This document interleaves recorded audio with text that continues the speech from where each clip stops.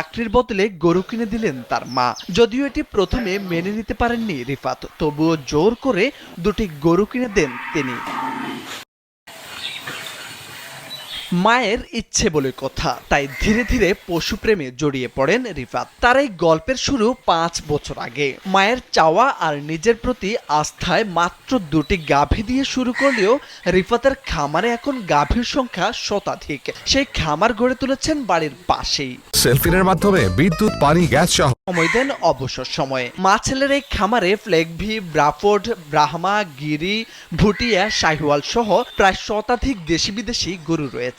এবং এটা করতে মোটামুটি আমার দীর্ঘ ৫ বছর টাইম লাগছে। ৫ বছর অপেক্ষার পর আজকে আমি এটা পেয়েছি। টোটাল কর্মচারী এবং খাবার সহ ব্যয় মোটামুটি ১ লাখ টাকার কাছাকাছি এবং ইনকাম হয় মোটামুটি ২.৫ লক্ষ টাকা প্লাস। জয়পুরহাটের পাঁচবিবি উপজেলার রামতনু গ্রামের বাসিন্দা রিফাত। তার খামারের গরুগুলো হাট বাজারের ঝামেলা এড়িয়ে ফেসবুক, ইউটিউব ও অনলাইনের মাধ্যমে কেনাবেচা করে থাকেন। রিফাত খামার করে নিজে যেমন স্বাবলম্বী হয়েছেন, তেমনি অনেক বেকার যুবককেও কর্মসংস্থান সৃষ্টি করেছেন। ফার্ম শুরু থেকে আমরা এখানে কাজ করি। ফার্ম যখন হয় তখন থেকে এখানে কাজ করি আমরা। আর বাইরে কাজ করতে আমাদের খুব সমস্যা হচ্ছিল, ছাড়া কাজ করতে পারছিলাম না। এখানে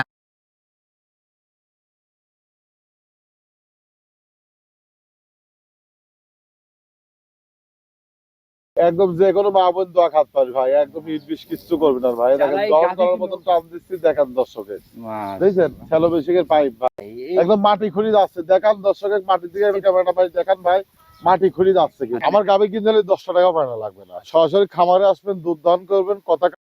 তাহলে একটা দেশি গরুর থেকে আপনার ৩৫,০০০ টাকা বছরে লাভ হয়।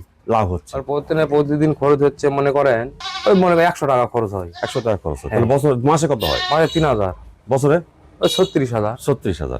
আর এখান থেকে আয় হয় কত? এখান থেকে আয় আমার একটা বাছুর বিক্রি হয় মনে করেন যে ৭০-৭৫,০০০।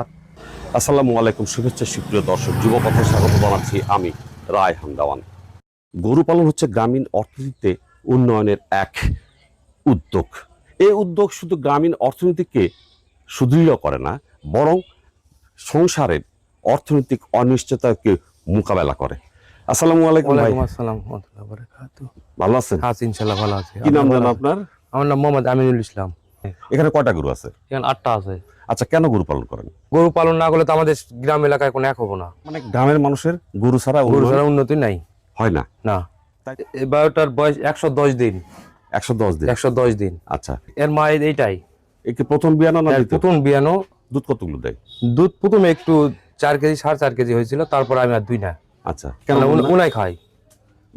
বাছুরে খাই। আমার দিকে দুধের দাম কম, এই জন্য বাছুরে খাইলে ওরাই তার গুণে ধরবে।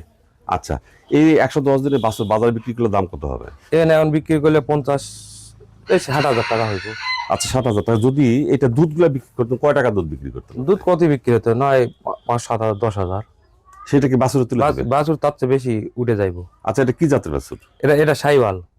আপনি কি মনে করেন শাহিওয়ালি আপনার এই গ্রামীণ পরিবেশে ভালো? হ্যাঁ, গ্রাম পরিবেশে শাহিওয়ালই ভালো। কারণ শাহিওয়ালটার রোগ টম কম, তারপর দেখতে সুন্দর, হাটে বেচা কিনা ভালো হয়, চাহিদা ভালো হয়। তারপরে রংটা যদি লাল হয়, লাল, এই জন্য ভালো। এটা কয়টা বাচ্চা দিয়েছে? এটা পড়লে একটাই, প্রথমে একটা। এটা কি তাহলে আপনার খামারের বাছুর? হ্যাঁ, আমার আর মাটা কুরবানি দিয়েছি। আচ্ছা আচ্ছা, এর মা কত দুধ দিত? এর মা ওই ৪ কেজি ৫ কেজি দিচ্ছ। তাহলে এখন ও কত দিচ্ছে? ওই পড়লে প্রথমে কয়েকদিন দুইছিলাম ৪ কেজি ৪.৫ কেজি। তাহলে কি এটা একটু বেশি দেওয়ার কথা না? হ্যাঁ, একটু বেশি দিবে, পরে বিয়ানে বেশি দিবে। এটা মার হলো মা একটু কোর্স, মানে ৯ কোর্স ৯ দেশি। আচ্ছা, এর